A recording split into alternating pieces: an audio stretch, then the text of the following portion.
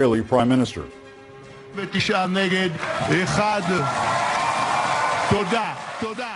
This was the moment a short time ago when 12 consecutive years as Prime Minister for Benjamin Netanyahu ended. A coalition of smaller parties joined forces against Netanyahu and, as expected, voted him out by a razor-thin margin on the streets of Jerusalem. There were late-night celebrations after the vote, ushering in the post-Netanyahu era. Supporters of the new incoming government have rallied in recent days with signs reading "Bye Bye Bibi," using the long-time, now former Prime Minister's nickname. And let's go straight to Jerusalem right now and CNN's Oren Lieberman. Oren, we couldn't keep you out of Jerusalem very long. This is definitely the end of an era, isn't it, with Netanyahu being out, but he's not going out quietly at this point. Not at all. In Benjamin Netanyahu's last speech as prime minister just a few hours ago, he spoke obviously mostly in Hebrew, but he had one phrase in English. He said, "We'll be back soon," referring to his government. He lashed out at his rivals after listing his accomplishments.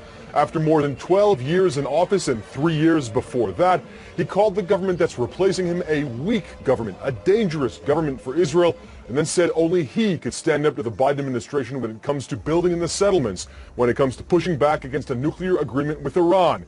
Then it was Naftali Bennett sworn in as Israel's new prime minister. He once worked for Netanyahu. He has now replaced him, promising a very different kind of politics, one of unity, one of agreement. He now leads the most diverse coalition in Israel's history, and he said he'll work to make that a government that works together to advance the interests of everyone in the country.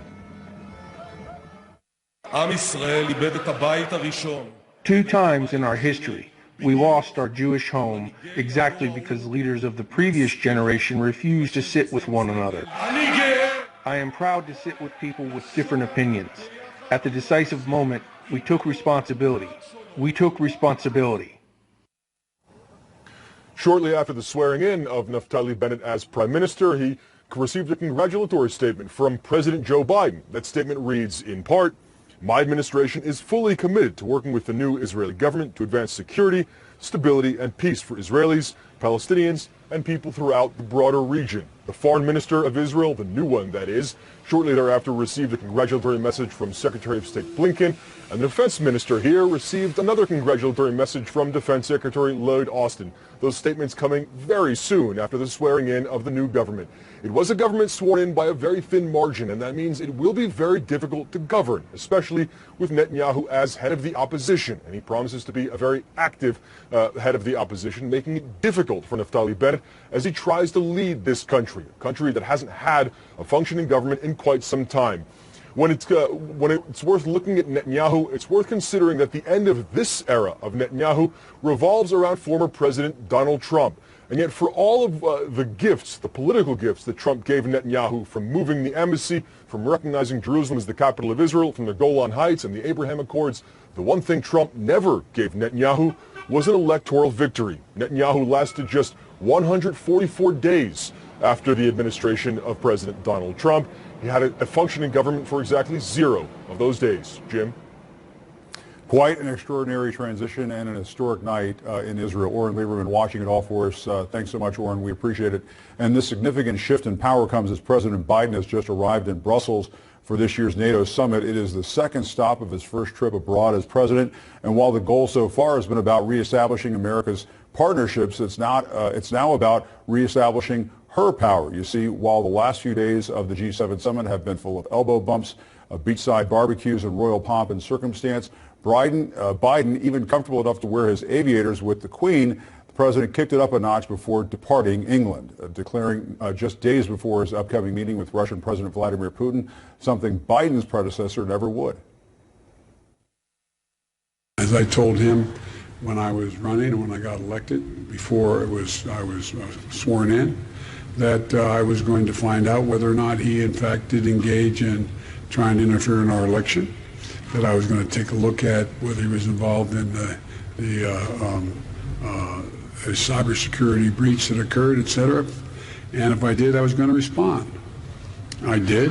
I checked it out, so I had access to all the intelligence. He was engaged in those activities. I did respond and made it clear that I'd respond again.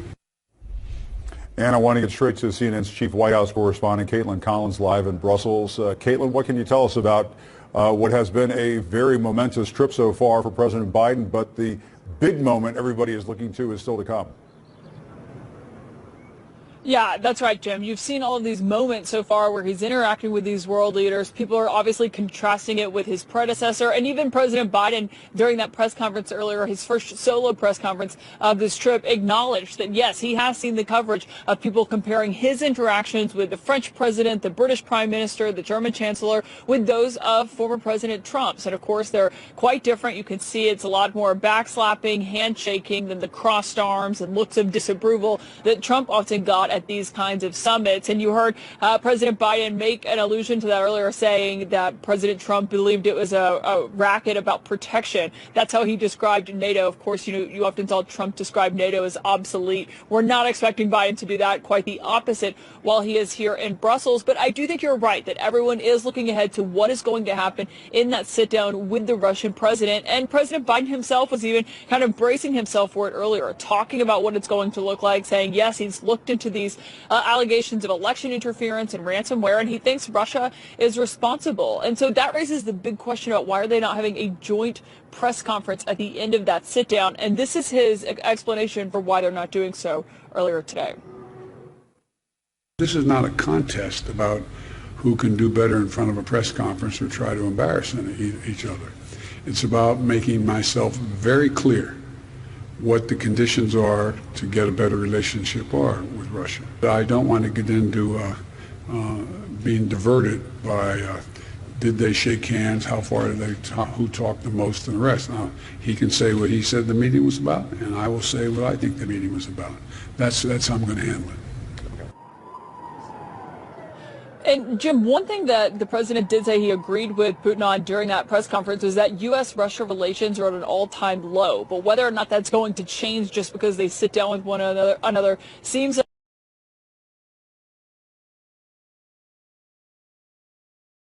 unlikely. But he seemed to be implying that he thinks Russia has bitten off more than they could chew, and they're more willing to come to the table than it seems from Putin's public comments. Yeah, this Euro love fest is about to get very icy for Joe Biden when he meets with Vladimir Putin. All right, Caitlin Collins, thanks so much. As Caitlin mentioned, Biden's decision not to hold a joint press conference comes 3 years after President Trump stood on a stage next to Vladimir Putin and said this about election interference. President Putin, he just said it's not Russia. I will say this, I don't see any reason why it would be. And President Biden has already made clear he has a decidedly different take on the Russian leader. So you know Vladimir Putin, you think he's a killer? Mm-hmm. I do. Putin's a killer. A lot of killers. We got a lot of killers. Why, you think our country's so innocent? And joining me now is the former National Security Advisor under President Trump, John Bolton. He's also a former U.S. Ambassador to the United Nations. And let me ask you, Ambassador Bolton, thanks for being with us here on set. Was it a smart move for Joe Biden to deny this joint press conference to Vladimir Putin? Clearly, that's something Putin and the Kremlin wanted. Well, I think Putin can live without it. I'd have to say, and I don't think Putin would have come into this joint press conference on horseback or taken his shirt off or anything like that. But I'm not so sure the White House wanted Biden on stage next to Putin, regardless of what they said. Yeah, and Putin has been throwing his weight around on the world stage for years now, especially in meetings with foreign leaders. There's that famous story, we're showing it on screen now, of Putin bringing a dog to a meeting with German Chancellor Angela Merkel as an intimidation tactic. He's really a professional troller. What would you be advising Joe Biden to do right now to say right out of the gate when he meets with Putin? Well, I think he needs, obviously, to make it clear that things like interference in our election are completely unacceptable. That would distinguish him from Trump right at the start. But honestly, I think this meeting is premature. I don't think you need to have a meeting like this for Biden to tell him everything that he objects to in Russia's conduct. I don't know that Biden has a strategy for going into it. He's not Donald Trump. We understand that. And I think he's done a lot on the trip to repair the damage that Trump did to our country's reputation internationally. And it wasn't hard. But Putin is a different story. And I think Putin will have an agenda. I think he's already started to lay out some things that he wants to see how Biden responds. Biden's been very closed-mouthed about it. I think that's appropriate. But I'm worried there's really no there for Biden at this meeting. And I want to ask you about Biden's debut on the world stage you were just talking about a few moments ago. A lot of people took note of the body language, how he was interacting with some of these foreign leaders, pretty chummy with Emmanuel Macron, Angela Merkel, and then contrast that with Donald Trump when he was meeting with the same foreign leaders. There's Angela Merkel standing over the desk, and there you are in that picture, Ambassador Bolton. Quite the contrast. Yeah. Well, Trump seemed to have trouble getting along with allies. He seemed to enjoy meeting with authoritarian figures. In fact, in 2018, in a sequence much like Biden's trip, a NATO meetings in Britain, and then the Helsinki summit, as Trump was leaving the White House to get on Marine One, he said, "I think the meeting with Putin will be the easiest of all." Who would have thunk that? And my response was, there's only one person in America who would think that, and that's Donald Trump. So what Biden has done is return normalcy to summit diplomacy with our allies. That's a good thing, but let's face it, that's a pretty low bar. Yeah. And Trump just the other day was saying that he still values Vladimir Putin's assessment of things over the U.S. intelligence community. Well, look, Trump has dug in on these things. I think he's increasingly irrelevant, and I think that's the most important thing for our friends and allies and our adversaries to understand. Trump was an aberration. He represented only Donald Trump. He did not represent a tendency in American foreign policy or politics, and I think increasingly we will see that. Now, let me ask you, we've learned that under President Trump, the Department of Justice subpoenaed Apple for data from Trump's White House counsel, Don McGahn, and his wife. Pretty startling revelation coming this afternoon. We don't know the motivation, but this DOJ move also happened around the time that Trump was unhappy with McGahn about the Mueller investigation. What's your view on this? Yeah, well, I haven't gotten any calls from Apple yet, so I'm still waiting to see. But I think I'm certainly prepared to believe the worst, that Trump used the Justice Department for his own political purposes. I've experienced that myself. I definitely think we need to get to the bottom of it. I would say, though, that a circus on Capitol Hill, in committee hearings that are more political theater than real efforts to get to the bottom of this, are not a good idea at this point. I think the department's Inspector General, who has a reputation for real independence, has been asked to look at it. I hope he'll do it, and I hope he'll do it quickly. Let me ask you, though, what would your reaction be if you were to get that call from Apple? I wouldn't be the least surprised. But do you view that as an invasion of your privacy, or of the privacy of, say, for example, these members of Congress? I mean, you know all too well, you're certainly not in the same camp ideologically as Eric Schwalwell and Adam Schiff, but to have a Justice Department under one administration investigating and subpoenaing records for critics up on Capitol Hill. As I say, look, what do you think of that? I'm prepared to believe the worst. I think we're operating in a. What does that mean? The worst? The worst means that Trump would attempt to do things for political purposes and subvert the course of justice. But we're still operating in a large fact vacuum here, and I think until we get more, it'd be better and more prudent looking ahead to try and wait for that IG investigation. And just to button that up, how high does the bar have to be, do you think, to investigate members of Congress who have been your critics? Well, in that fashion. Yeah, look, I was an assistant attorney general in the Department of Justice under Ronald Reagan. I was head of the civil division. Everybody in the Department of Justice understands that when you begin to look at something members of Congress does, it's a very, very serious issue. There are speech or debate clause issues. There are separation of powers issues. And certainly the norm at that time was nothing like that was done without extraordinarily good reason and with high-level authority. We don't know at this point if those hurdles were met. We have denials of knowledge by Barr and Rod Rosenstein. Jeff Sessions, I think, was recused if they were Russia-related. So the obvious people that everybody now wants to subpoena to Congress say they don't know anything about it. It's just an example of how little we really know at this point. And very quickly, Netanyahu out as prime minister. Is this a challenge? Is this an opportunity? What is this for the Biden White House to have Naftali Bennett come in as the new prime minister? Well, I think it's going to be hard for the administration. I think it's also going to be hard in Israel. This coalition, of which won very narrowly, is bound together by a profound unity on getting rid of Bibi Netanyahu. Okay, so now they've accomplished that. Although I would say Netanyahu is out but not down. We're going to see more of him. So the coalition is going to confront a number of very serious challenges, not least of which is if the U.S. goes back into the Iran nuclear deal. The two key leaders, Naftali Bennett and Yair Lapid of a center-left party, have very different views about how to act, and yet they've got to try and reconcile that. So it's going to, the hard drama, I think, will be in Israel with this diverse coalition trying to work together. Yeah, Netanyahu may not be totally out of this. Definitely not. John Bolton, former ambassador, former national security advisor, thank you very much. Don't forget to check out Bolton's book if you haven't done that yet. And coming up, a royal welcome, all the pomp and circumstance for us. Polo, this is becoming part of a trend of really what's becoming a major problem for the airlines, and a scary one for sure. Well, Jim, just consider this. Our colleague Pete Montine reported on this same issue less than a week ago after federal officials reported about 2,500 different incidents involving unruly passengers. That figure has gone up now by about 400 since then. So that's certainly concerning here, and it's at least a telling number. Now, when it comes to why this is happening, though it doesn't apply to this very latest incident, that Friday flight, it turns out that many of these disturbances start as mask disputes.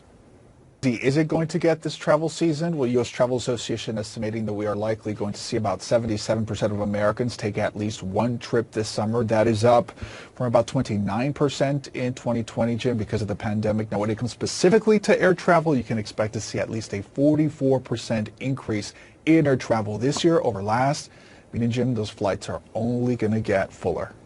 Yeah. And people need to calm down on these flights. My goodness, that behavior is just out of control. All right, Polo Sandoval, thanks for that. We appreciate it. And how did America's star scientist become the latest right-wing boogeyman? Coming up, Fox goes wall-to-wall, spinning every word of Anthony Fauci's emails. YouTube has suspended the account of Republican Senator Ron Johnson after he posted comments about discredited COVID-19 treatments like hydroxychloroquine. Johnson, who tested positive for COVID himself last fall, has spread anti-vaccine information for months now, and he continues to downplay the urgent need to get Americans vaccinated. And also in right-wing media, they have a new villain on their hands, Dr. Anthony Fauci, the man who has been a trusted voice for so many amid the global coronavirus pandemic, has become a punching bag for former President Trump and his allies. One Fox News host going so far as suggesting Fauci should be criminally investigated. CNN chief media correspondent and reliable sources anchor Brian Stelter joins me now to discuss this.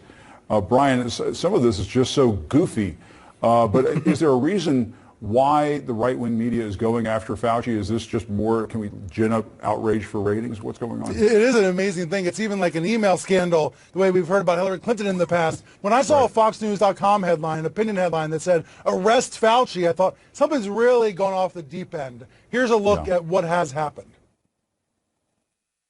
The Fauci era is officially over. Right-wing TV has cast Dr. Anthony Fauci in the role of villain.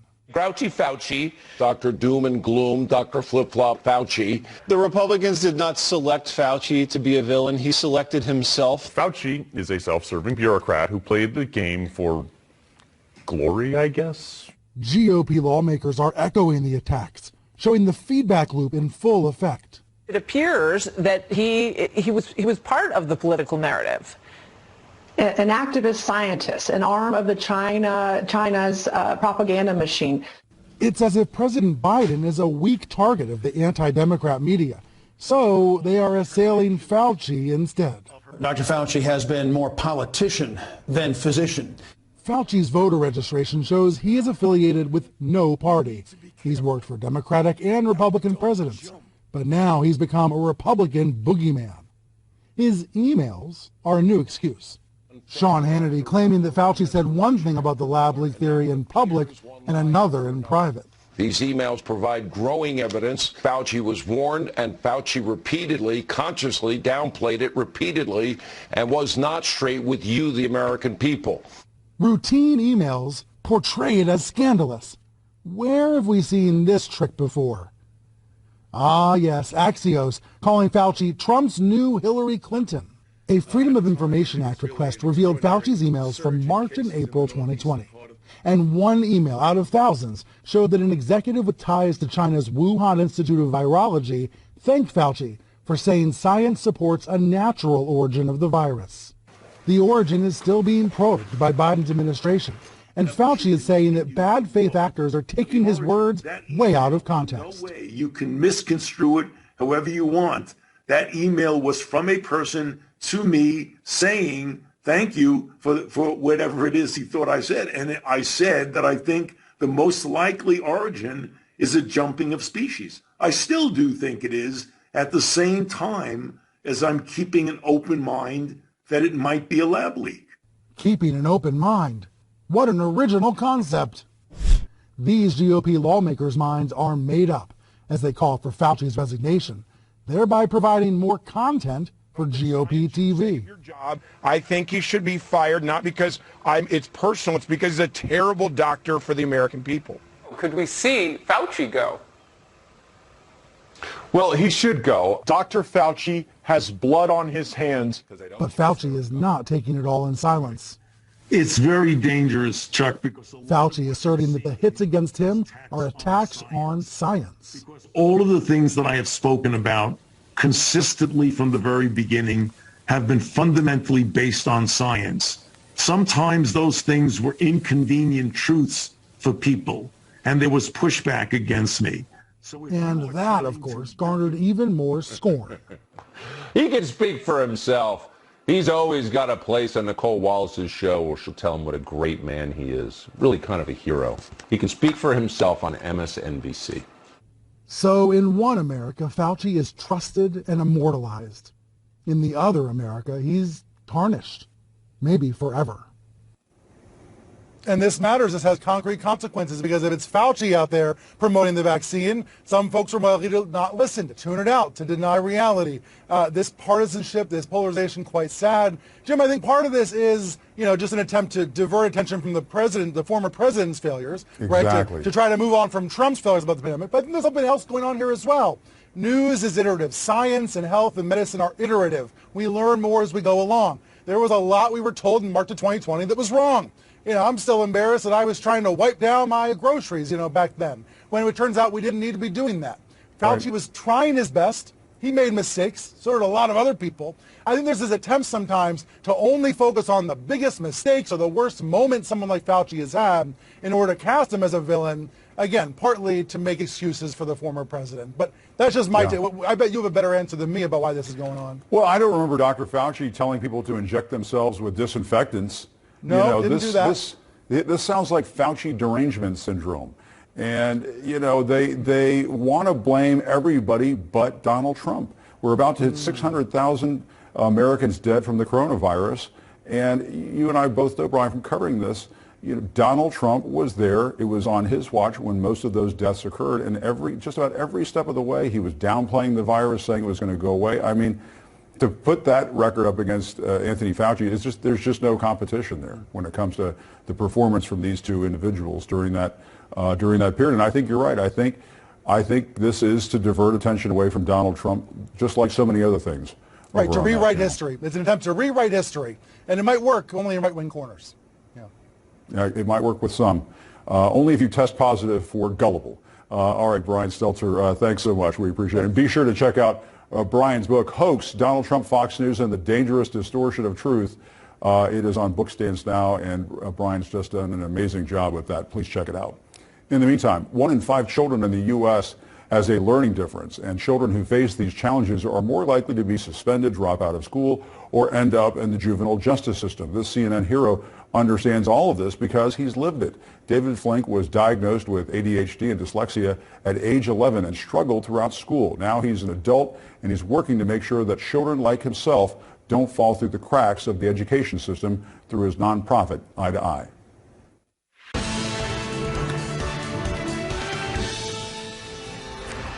You're live in the CNN newsroom. I'm Jim Acosta in Washington. President Joe Biden is in Brussels, Belgium for this year's NATO summit. It is the second stop of his first trip abroad as president.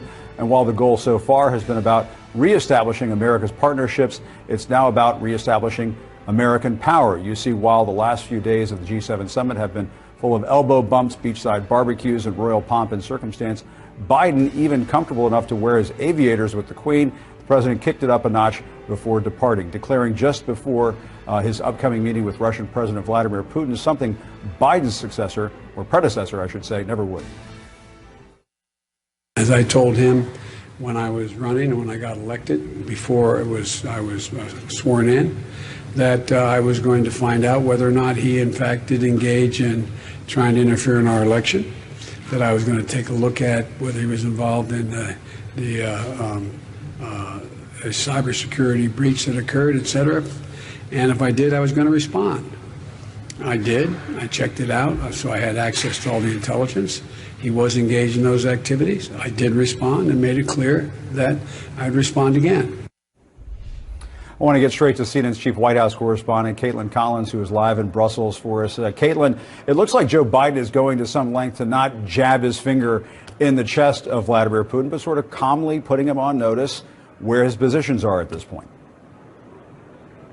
Yeah, it's certainly a line that he's had to balance over the last several weeks, as there have been multiple questions about what exactly the White House thinks this summit is going to look like. Because, Jim, we know that we reported there are actually divisions internally about whether this sit-down should even happen. Because I think the question ultimately was, what are we really going to get out of this? But they have decided they think it's better to have face-to-face diplomacy and conversations with Vladimir Putin, decide what he thinks the U.S.-Russia relationship is going to look like. Because the one thing they do agree on is that the relations are at an all-time low. That is something that Putin said. Biden said today he did agree with that. And so the question of what actually happens when they do actually sit down in Geneva remains to be seen. We do know they are planning for a smaller session, potentially a bigger session with staff. That is in contrast to former President Trump, who would often meet with Putin one-on-one. Another thing that's also different is there's not expected to be any joint press conference after the two of them meet. And the Secretary of State, Tony Blinken, had said this had to do with getting answers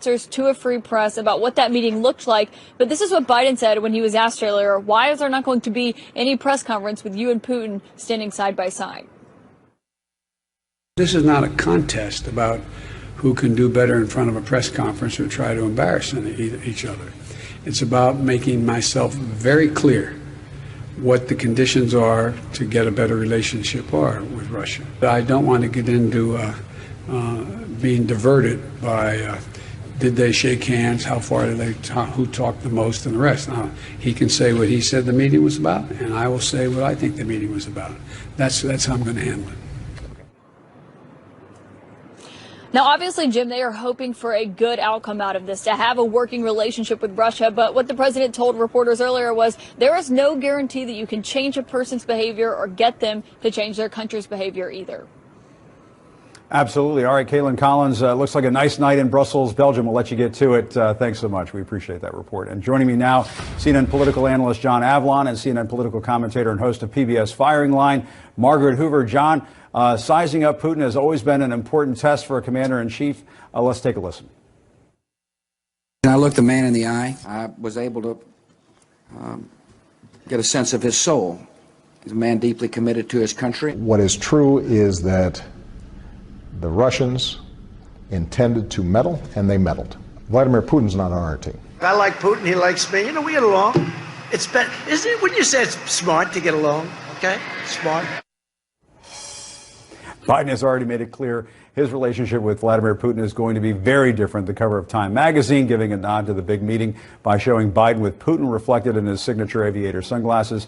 John, Biden seems to be talking about his decision not to hold a joint press conference as if he wants to avoid getting into a contest of who is more macho, or as he used to say back on SNL, ¿Quién es más macho? ¿Quién es más macho? Yes. That is the key. That is the key question. And I think Biden's desire not to degenerate into that kind of a ¿Quién es más macho? Question, it shows a degree of strategic discipline, right? This is about giving a clear message to Putin about what the United States will not tolerate, that the days of having a sycophant in the Oval Office clearly are over, but there's still a hope that they can have a responsible great power relationship. Now, Jake Sullivan, the National Security Advisor, made it clear this is not a relationship based on trust.